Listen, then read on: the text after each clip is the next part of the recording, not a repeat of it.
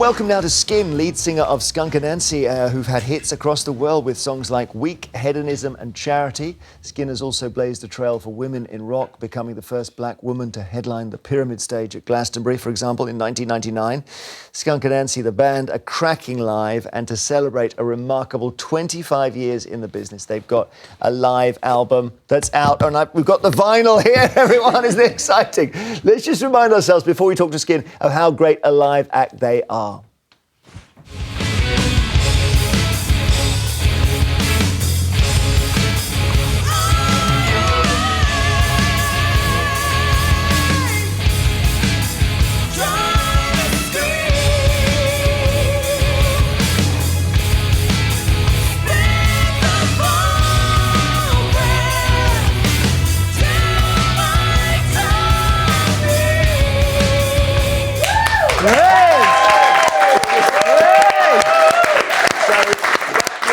Charlie Big Potato from 99. Yeah. One of our big songs, yeah. It's weird looking at all that footage. It was like, oh gosh, 25 years ago. But yeah. Do you remember? How old are you? You look like 12. I wish. I love her. I don't know if you should even say. I think we should all guess. I'm not acting myself like that. I'm okay. It's 25 records. Let's say I'm like 35 then. Okay, because you started making records when you were 10. That's right. When there you you were 10. There you go. Very precocious. And we've got actually requests from the team. We want to hear a bit of hedonism. Can we do that? Can we play? Here we go.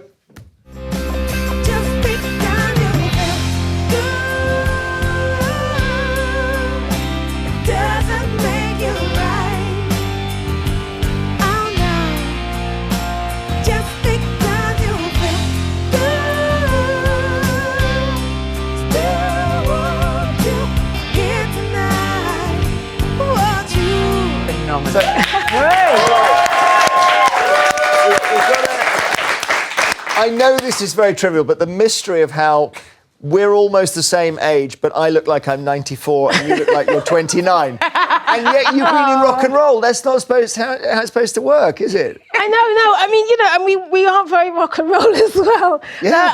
I don't know. My mum's the same, and my grandma is the same. She died, I think, when she was nearly 100. So it's, I'm just loving the compliments. It's great. Seriously, Skin, you look a day older than that hedonism video. He says 29. You don't even look that. Exactly. I know.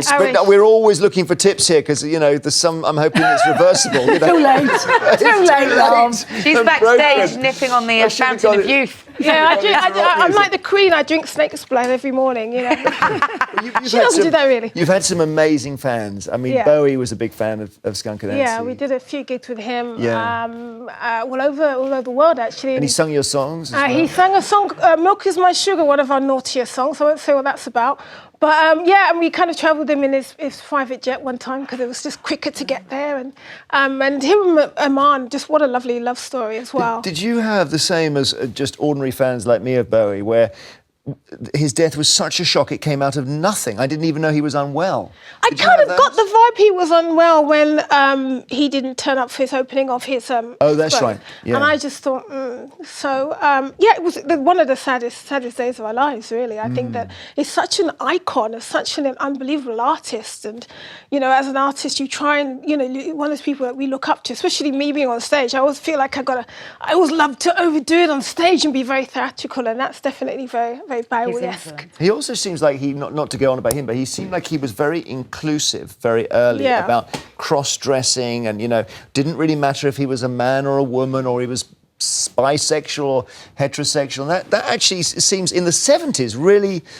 Just very forward-thinking. I mean, I remember when Boy George came on television, how whoa! That moment when George came on Top of the Pops. And I think Bowie was... Boy George was greatly inspired by Bowie. I mean, he played with all of it, and he did it with such class and such elegance that he got away with so much in many ways. Also because he was just so authentic and so believable, it was him. So in terms of your own icons, Grace Jones, I'm thinking, because I know you had a a relationship. You know, you were friends with her. Yeah, she's Grace Jones is mega. She's mega. I love her. Did She I actually read something- she Go taught me on. how to. No, she did. She taught me how to hula hoop. I read that. Actually. I thought Yeah. that doesn't look right. No, she taught me how to. She goes, it's all in the hips, man. It's all in the hips. And no, Grace Jones is great. I mean, I just, as Jamaican, you know, not Jamaican born, Jamaican British person, parents came over.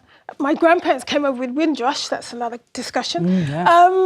You know, somebody like Grace Jones, Jamaican artist, incredible artist. Again, artistic-wise, beautiful imagery, really pushing the boundaries of what Black women are supposed to be like. So yeah, I love Grace Jones, and I think it was Blondie actually was the first person that made me think I want to be a singer. Oh, is that right? Yeah, Let me think. It was probably Denis, was it? Or When she's top of the pops, stripy dress, yeah. and I was like, Parallel Lines. Parallel Lines, yes. Was the Parallel Lines, album? yeah. What was it?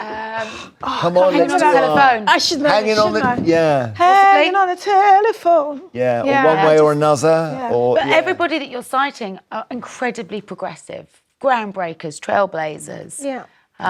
That's incredible. I mean, I think to that be endorsed by Bowie. I mean, that must have been the moment And where you Lou literally Reed had as to well. scrape yourself And off Rod the floor. Stewart as well. Did Rod Stewart? Did you play a gig with him or something? no, Or- Rod Stewart actually covered one of our songs. That's He right, covered yeah. Weak. So we changed one lyric. He changed it from Weak Young Heart in the middle age to Weak Old Heart, which I thought was cute. But how wonderful. He's great at picking yeah. songs to cover, Yes. Rod Stewart. Yeah, it sounds Absolutely. great. I'm still trying to work out why you and Grace Jones need a hula hoop. It's usually big old fatties like me who need to hula hoop, Right, not yeah. you two. She does this thing. I think it's Slave to the Rhythm in her Yeah. show where she hula hoops for the whole song. All the And way she's through singing and keeps she's the hula beat. hooping. Really? And stays there with a bead of sweat looking super sexy. Just the best. Because I want to mention your tour as well. Yes. When are you touring? We go on tour. I think we're doing loads and loads of festivals. I think we play at the Brixton Academy in August. Is it August? I got it wrong.